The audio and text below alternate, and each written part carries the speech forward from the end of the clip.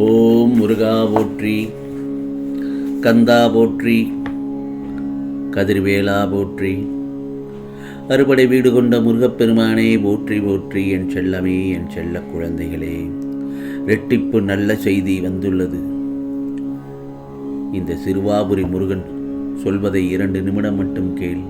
ஏனென்றால் இது சிறுவாபுரியின் முருகனின் அருள் வாக்கு. உன்னுடைய தடைகள் அனைத்தும் வெற்றி படிகளாக மாறும். அந்த நாள் வெகு தூரத்தில் இல்லை, இதோ உன் அருகில் வந்துவிட்டது. நான் சொல்வதை பின்பற்றுவது சற்று கடினமான விஷயம்தான். என்றாலும் நான் சொல்வதை ஒரு முறை முயற்சி செய்துதான் பாரேன் என் செல்லமே. பிறகு உனக்கான துயரங்கள் அனைத்தும் காணாமல் போகும். நாம் சந்தோஷமாக இல்லாவிட்டாலும் பரவாயில்லை, நாம் அன்பு செலுத்தும் உறவுகள் சந்தோஷமாக இருக்க வேண்டும் என்ற உறவுதான் உன் வாழ்நாளின் பொக்கிஷம். வாழ்க்கையில் தோற்றவர்கள் 2 பேர். வாழ்க்கையில் தோற்று போனவர்கள் 2 பேர்தான். ஒருவர் யார் பேச்சையும் கேட்காதவர், மற்றொருவர் எல்லோருடைய பேச்சையும் கேட்பவர். நமக்குள் உள்ள உயிரே நமக்கு சொந்தம் இல்லாத போது இடையில் வரும் உறவுகள் நிலைப்பது என்பது முட்டாள்தனம்தானே.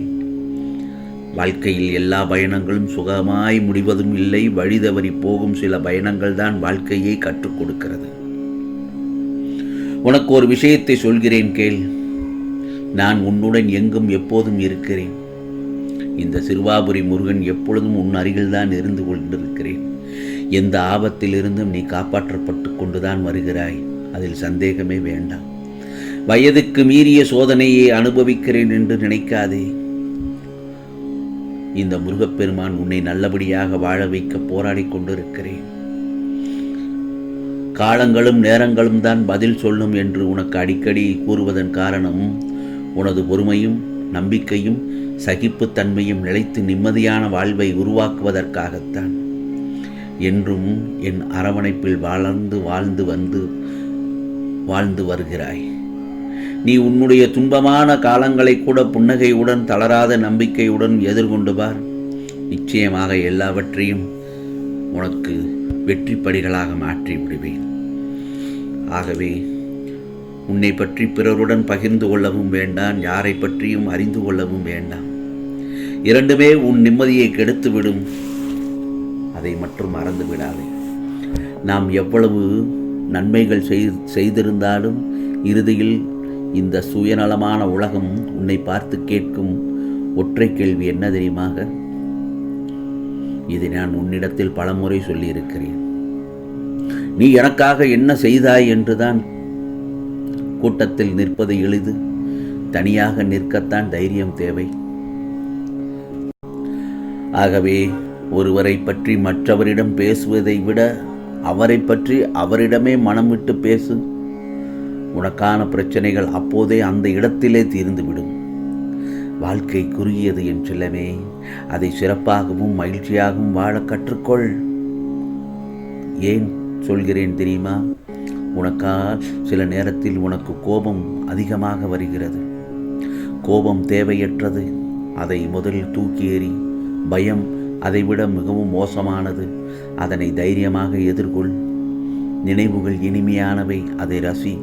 ஆரம்பத்தில் காட்டப்படும் அன்பு, பாசம் எல்லாம் கடைசி வரை வரும் என்று நம்பினால் உலகில் மிகப்பெரிய முட்டாள்தனம் வேறு எதுவுமே இல்லை. அதே போலத்தான் அடுத்தவர் மீது பழி போடுவது மிகவும் சுலபம்.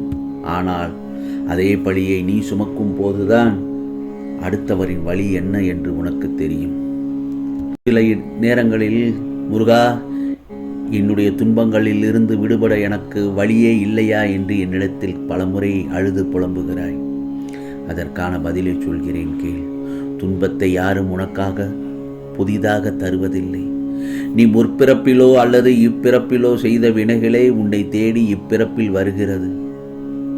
யாரோ ஒருவரால் நீ அந்த வினைகளை அனுபவித்தே தீர வேண்டும். துன்பத்தை உனக்கு தருபவர்கள் ஒரு கருவியே தவிர மூல காரணம் நீதான். நீ கொன்றது உன்னை கொல்லும், நீ தின்றது உன்னை தின்னும், நீ செய்தது உன்னை வந்து சேரும். ஒரு காலமும் நீ இதிலிருந்து தப்பிக்க முடியாது. நீ செய்யும் நல்ல தீய வினைகள்தான் கூடுதலாக உன் பிறப்பின் இடத்தையும் மொழியையும் சமயத்தையும் தேர்ந்து எடுக்கும். ஆனால் துன்பங்களின் தாக்கத்தை குறைக்க புண்ணியம் செய். எல்லா உயிர்களிடத்திலும் அன்பாக இரு. பசித்த உயிர்களுக்கு உணவளி. எப்போதும் இறைவனின் சிந்தனையிலேயே இரு. கடவுளையும் உன்னில் ஒருவனாக நினைத்து அவனிடத்திலும் அன்பாயிரு. நடப்பதெல்லாம் முருகன் செயல் என்று ஆனந்தமாக இரு. இன்பத்தை கண்டு துள்ளாதே, துன்பத்தை கண்டு துவளாதே. முடிந்தால் நான் சொல்வதை பின்பற்றினால் நிச்சயமாக உனக்கான வாழ்வில் பொற்காலம்தான். ஆம் செல்லமே, இவற்றையெல்லாம் பின்பற்றுவது கொஞ்சம் கஷ்டமான விஷயம்தான். ஆனால் அப்படி இருக்க பழகிவிட்டால் உனக்கான நிம்மதி உன்னை தேடி வரும்.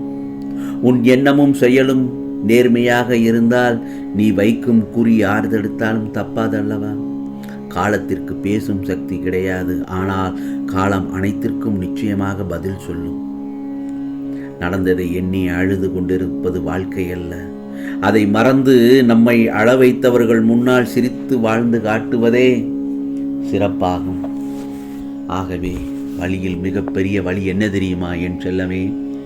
நம் கூடவே இருந்து சிரித்து பேசி பிறகு நம் முதுகில் குத்தியது மட்டுமில்லாமல் அதை பற்றி ஒன்றுமே செய்யாதது போல் நடித்து கொண்டிருக்கும் போலியான உறவுகளின் நெருக்கம்தான். சூழ்நிலைகள் மாறும்போது சிலரது வார்த்தைகள் மாறும். ஏன் பலரது முகங்கள் கூட மாறும். பிறருடைய மனதை கவர்வது நம்முடைய அறிவோ அழகோ அல்ல, நாம் பழகும் விதமும் பிறரை நாம் மதிக்கும் குணத்தில்தான் உள்ளது. எல்லோருக்கும் நாம் நல்லவர்களாக இருக்க வேண்டிய அவசியமில்லை. நமக்கு நல்லவர்களாக இருப்பவர்களுக்கு மட்டும் நாம் நல்லவர்களாக இருந்தால் போதும். ஆம் செல்லமே, உன் நேசம் புரியாதவர்களுக்கு, உனது நேசம் புரியாதவர்களுக்கு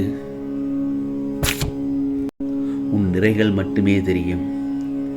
ஆனால் உன்னை பற்றி நேசிப்பவர்களுக்கு, உன் நேசம் புரியாதவர்களுக்கு அவர்களுக்கு குறைகள் மட்டும்தான் தெரியும். உன்னை நேசிப்பவர்களுக்கு உன் நிறைகள் மட்டுமே தெரியும். ஆகவே வாழ்க்கையை பற்றி அதிகமாக யோசித்து கவலைப்படுவதை நிறுத்திவிடு. நான் சொல்வதை எல்லாம் கேட்டு விட்டாய் அல்லவா? நல்ல செய்திதான் உனக்காக சொல்லியிருக்கிறேன். சற்று கவனமுடன் கேட்டு அதை பின்பற்றினால் உன் வாழ்க்கை சொர்க்கமயமாகும் என் செல்லமே.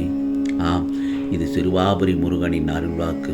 உனக்கானதெல்லாம் நிச்சயமாக நல்லது நடக்கும். நல்லது மட்டுமே நடக்கும். அதுவும் நன்மையாகவே இருக்கும்.